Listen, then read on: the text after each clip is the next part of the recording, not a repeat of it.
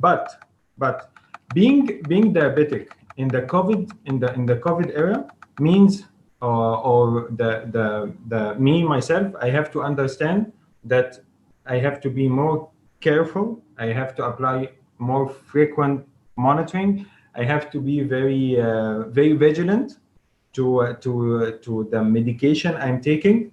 That's all. That's all. If you apply these measures, of course, no need for hospitalization. Okay. I hope this answer clear. Okay, thank you, Dr. El Naim. Okay, for the next question is for Dr. Aulia from Mr. Toha. The question is, when vaccination is carried out, what efforts were made during the pandemic, sir? Should there be training for pharmacists regarding vaccines? Okay, please, Dr. Aulia. Terima kasih. Saya jawabnya bahasa Indonesia atau bahasa Inggris? Pertanyaannya bahasa Inggris, Pak. Oh, bahasa Inggris. Oke. Bahasa Indonesia juga ada apa-apa kayaknya, Pak. Oke. Ya. Jadi seperti yang saya sampaikan di slide saya tadi, bahwa fokus terkait vaksinasi itu ada dua. Yang pertama adalah memaintain supaya program rutin itu tetap berjalan dengan baik, coverage-nya tetap bagus. Dan di sisi yang lain, nanti ketika adanya vaksin COVID sudah ada, bagaimana caranya? Karena kalau misalnya kita lihat sekarang kan program rutin itu sejauh ini dalam setahun yang di cover itu hanya sekitar 30 juta orang. Sedangkan nanti kalau misalnya vaksin COVID sudah ada, target populasinya itu ratusan juta populasi. Tentunya perlu effort yang luar biasa yang dari sekarang harus disiapkan oleh pemerintah. Kalau terkait menjaga protokol kesehatan di fasilitas kesehatan sih mungkin udah hal yang biasa. Tapi yang harus diperhitungkan jangan sampai terjadi penumpukan pada fasilitas kesehatan, karena dengan jumlah orang yang akan divaksin banyak, beban fasilitas kesehatan juga menjadi besar, beban tenaga kesehatan juga dalam memberikan vaksin juga akan menjadi lebih besar. Jadi yang harus diperhatikan mungkin dari sekarang bagaimana vaksin delivery-nya itu akan seperti apa, karena dari segi orang yang akan divaksin aja itu udah berlipat-lipat jauh lebih besar daripada program rutin. Tentunya tambahannya program rutinnya pun juga tetap berjalan. Mungkin itu dari saya. Terima kasih, Dr. Aulia. Okay, next question for Dr. Arfianti from Dita Febrinasari. Okay, the question is, Doctor, if a patient who has sinusitis, if examined by a PCR test, will allow a positive COVID to come out? That's the question, Doctor. Yeah, I think I understand the question.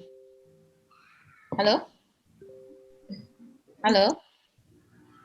Yes. Halo? Keep going. Silakan Bu Arfi. Ya, Bu. Oh ya, ya. Ya mungkin ini banyak memang yang ditanyakan ya, apakah kalau misalnya lagi mengalami flu atau apa, apakah nanti bisa positif palsu gitu maksudnya ya. Jadi hasil positif palsu di sini berarti hasil PCR-nya itu nantinya positif, tapi sebenarnya dia tidak menderita atau tidak terinfeksi oleh SARS-CoV-2.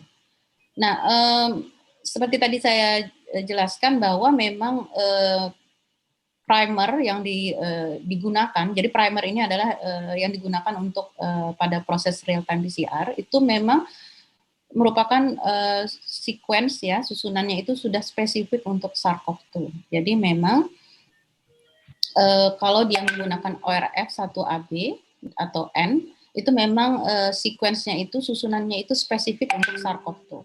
Namun ada juga kit lain yang menggunakan gen E.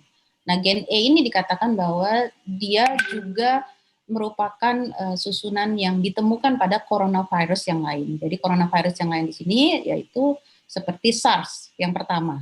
ya. Namun oleh karena kita bisa mengambil kesimpulan bahwa SARS itu saat ini tidak ada di dunia ini, ya. Jadi biasanya walaupun hasilnya itu hanya gen E yang muncul, itu biasanya kita bisa simpulkan bahwa memang itu positif untuk COVID-19. Itu mungkin Mbak Ayu.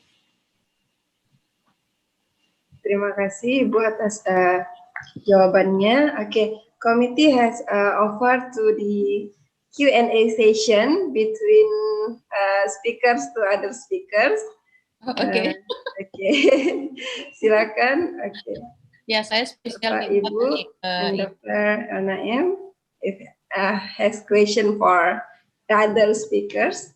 Okay, can I start, Mbak Ayu? Can I start? Silakan Ibu. Oh, okay, so I have a question for Pak Aulia, because I heard many times from the media briefing from WHO about the COVAX facility, and then I don't know if Indonesia already joined the COVAX facility. And what do you think about what is the advantage and disadvantage of to join to this COVAX facility, and what is the consequence if we as a country join this the consortium? Because I think I knew that we need to put some money for this to join this consortium. I don't know. Can you give us like some enlightening about this one? Thank you, Bu, for your question.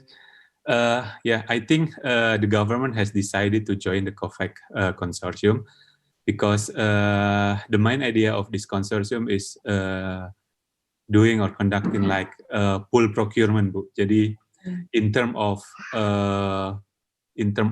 pool procurement, when a lot of countries join, so the price of the vaccine itself can be reduced significantly.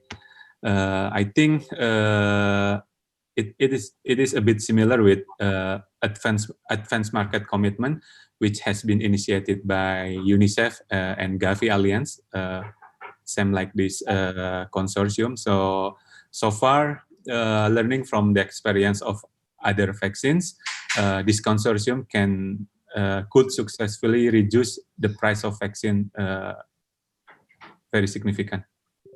Oh, okay. So it doesn't involve any like research or development to, for example, for develop vaccines that we need to put some money to do research on vaccine or antiviral, for example? Yes, I think in the term of research and development activities, since they have decided to join in consortium, so they also can like share activities, and they have share budget that can be used more effectively. So I think in terms of research collaboration, it will be very beneficial for countries involved in this consortium. Thank you very much, Pak Aulia. You're very welcome, Bu. May I ask? Dr. Arfianti, Dr. Elna M, you have question for other speakers? Not actually a question, but maybe something has been mentioned, but I didn't follow because of the communication. But just for Dr. Aulia, I just want to know the pharmacist, the extent of pharmacist involvement in vaccination in Indonesia, because currently I am one of the vaccine advocacy group in the Malaysian Pharmaceutical Association. So we are working for advocating the pharmacists to take part in this one. So it would be great if I can see, maybe hear some sharing, the extent of pharmacist involvement in Indonesia, whether maybe planned training, the legal issues, any content related to this. And I'm sorry if it has been mentioned already. I'm asking again. Yeah. Thank you, Dr. Elna. I think by the regulation, pharmacists are not allowed to deliver vaccination in Indonesia. But learning from the experience of other countries such as Australia, Canada, and in some parts of United States, pharmacies are allowed to deliver vaccination